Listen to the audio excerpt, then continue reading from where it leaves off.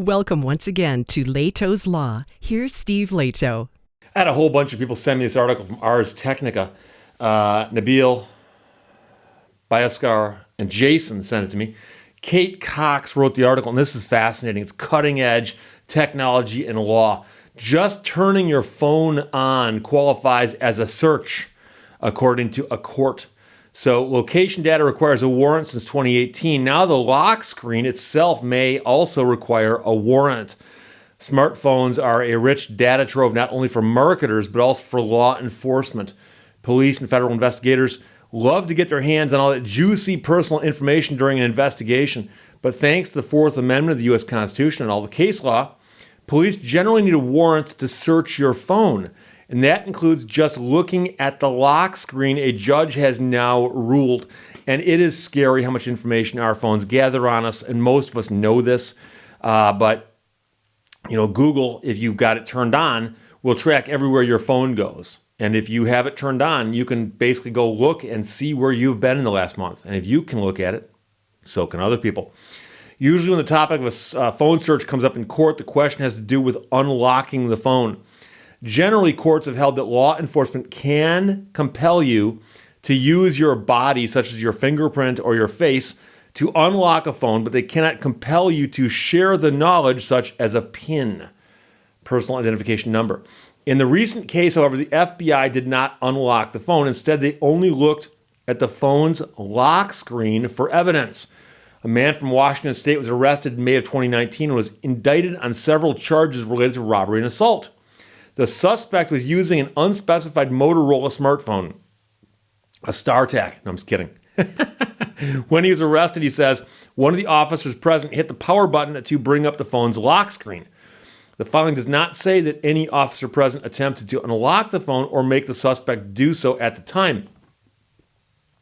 In February of 2020, the FBI also turned the phone on to take a photograph of the phone's lock screen, which displayed the name Streezy on it. Streezy.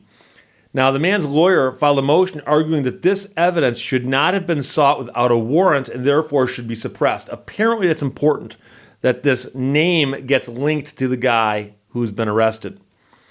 District Judge John Coffenauer of the U.S. District Court in Seattle agreed.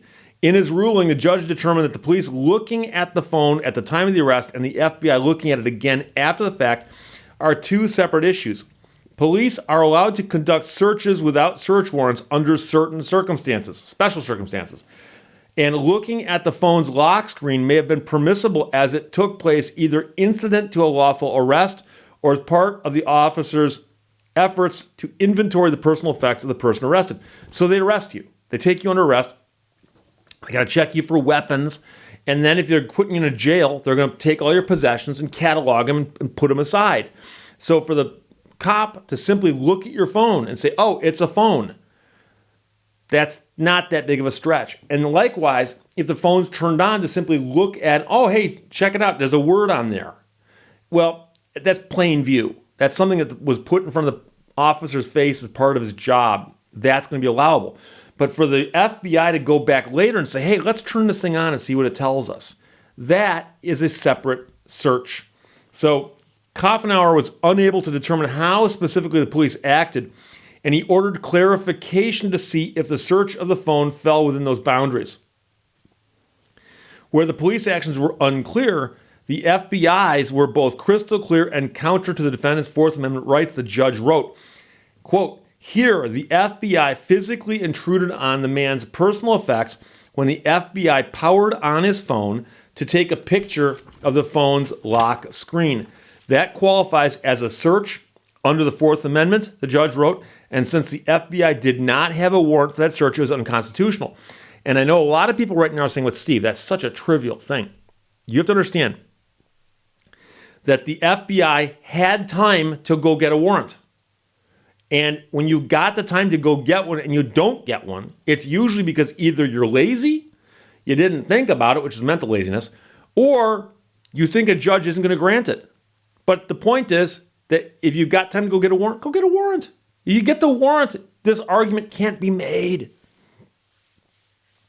Attorneys for the government argued that the man should have had no expectation of privacy on his lock screen That is, after all, what everyone who isn't you is meant to see when they try to access the phone. Guess what? You can't see my lock screen because I'm not going to show it to you. I don't have to show it to you. Instead of determining whether the lock screen is private or not, though, the judge found it doesn't matter. When the government gains evidence by physically intruding on a constitutionally protected area, it is unnecessary to consider whether the government also violated the defendant's reasonable expectation of privacy. Basically, he ruled the FBI pushing the button on the phone to activate the lock screen qualified as a search, regardless of the lock screen's nature. So Kate Cox wrote the article. Ars Technica, which does a lot of good stuff with technology, is the one who published it, and several people sent it to me. And it's an area of law that's being litigated a lot now because there have been some famous examples of people crossing the border, for instance, coming into America. Americans traveling abroad, you're crossing the border, coming into America, and you get stopped at the border and they go, hey, what's this? It's my smartphone. Turn it on, show it to me. I want to look at it. Or they've got a laptop. Fire up your laptop, let me poke around your laptop for a little while. And people are like, wait, but that's my private stuff, you know? And of course, when the drafters of our Constitution, our Bill of Rights, were writing these things, they couldn't have included a complete list of things they didn't want searched because, you know, they didn't quite know what smartphones were going to be. So they actually just had the phrase in there about your personal effects, your papers, your homes, your personal effects. This, my friends, is a personal effect. In fact, some people, it's too personal. Some people, it's practically an extension of their left arm if they're right-handed, okay? We've met these people. This is what they're doing all day long. What? You talking to me? So it makes sense. And the ironic thing is that if the police officer who inventoried the phone simply saw that name on there and made a note of it, that information probably would have been admissible against the defendant if it became a matter of importance. But here instead, the FBI, for whatever reason, did it themselves, took it upon themselves to do it this way without a warrant. So it's always interesting. But again, the other thing to keep in mind, and I've pointed this out before, is that we have court systems that work like this. U.S. Supreme Court's the top. In your state Supreme Court's the top probably, although in New York they call it something else. Every category of the law's got that one exception. And there's always a court of last resort in your state. And so this appears to have been done at a lower level trial court. And so the real question here is what would happen if this were to go up, as we say. So this is a district judge in the U.S. District Court in Seattle. So if somebody wants to, they could appeal that to the Court of Appeals.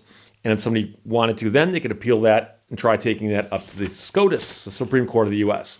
Whether that happens, who knows? Who knows? But these kinds of cases are fun to watch. And this law is, as we say, evolving over time. So there you go. Questions, comments, put them below. Otherwise, I'll talk to you later. Bye-bye. Thank you for watching Lehto's Law. A police officer just knocked on my door and told me that my dogs were chasing people on bikes. My dogs don't even own bikes.